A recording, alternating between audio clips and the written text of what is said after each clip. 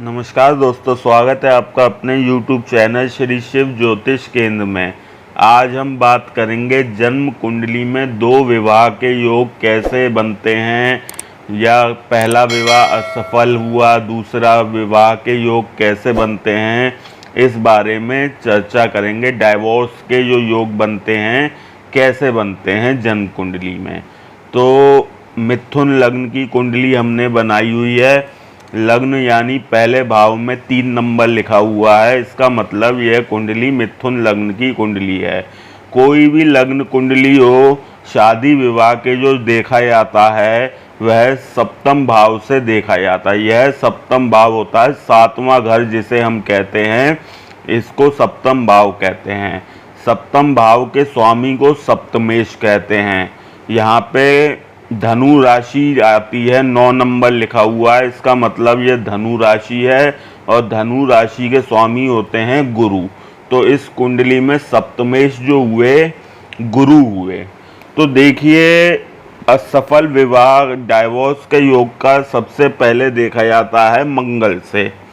अगर मंगल आपकी कुंडली में लग्न में बैठा हो, चौथे भाव में हो, 7वें भाव में हो, 8वें भाव में हो या 12वें भाव में हो, तो वर और वधू मतलब लड़का और लड़की, हस्बैंड और वाइफ, दोनों की कुंडली में इसे हम कहते हैं मांगलिक दोष, जिसे हम कहते हैं। इसका नियम ये होता है, अगर लड़का मांगलिक है तो लड़की भी मांगलिक होनी चाहिए। समझ रहे हो? मांगलिक दोष जो बनता है वह अगर मंगल पहले भाव में हो, चौथे भाव में हो, 7वें भाव में हो, 8वें भाव में हो या 12वें भाव में हो, तो मांगलिक दोष बनता है।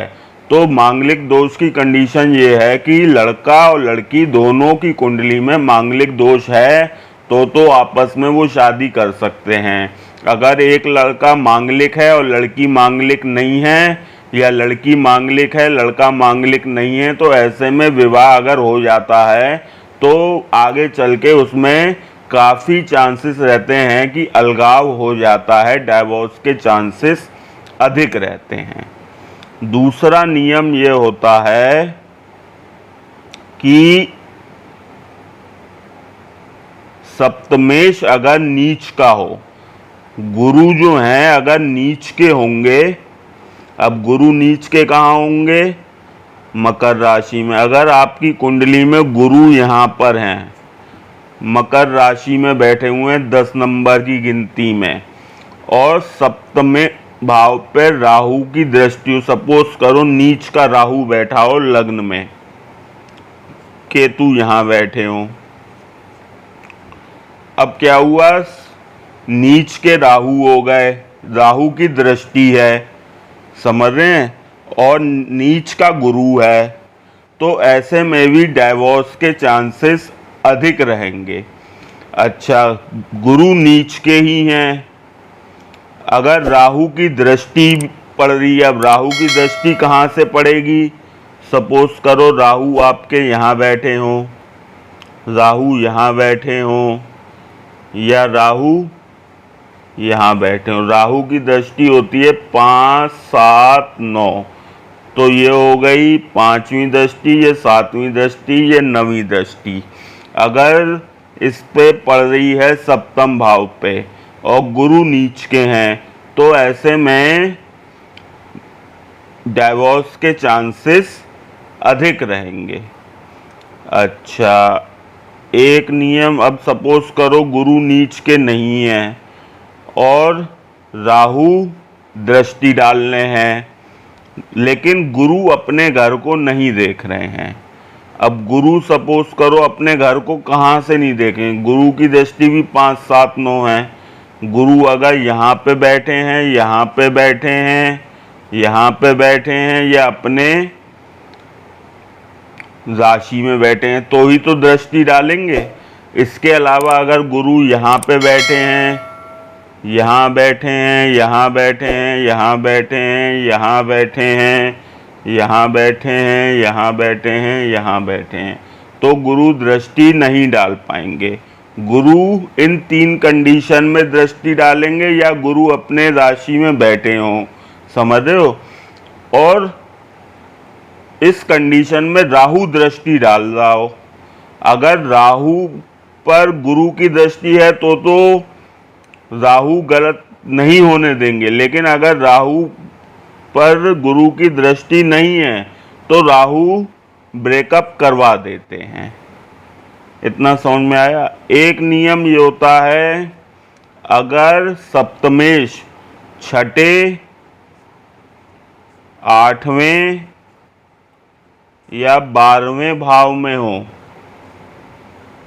सप्तमेश, तो एक तो विवाह में देरी होती है, दूसरा वैवाहिक जीवन कुशल नहीं रहता है, तीसरा अगर राहु की दृष्टि है या राहु सप्तम भाव में बैठा है तो भी काफ़ी कुंडलियों में मैंने देखा है कि वैवाहिक जीवन भंग हो जाता है।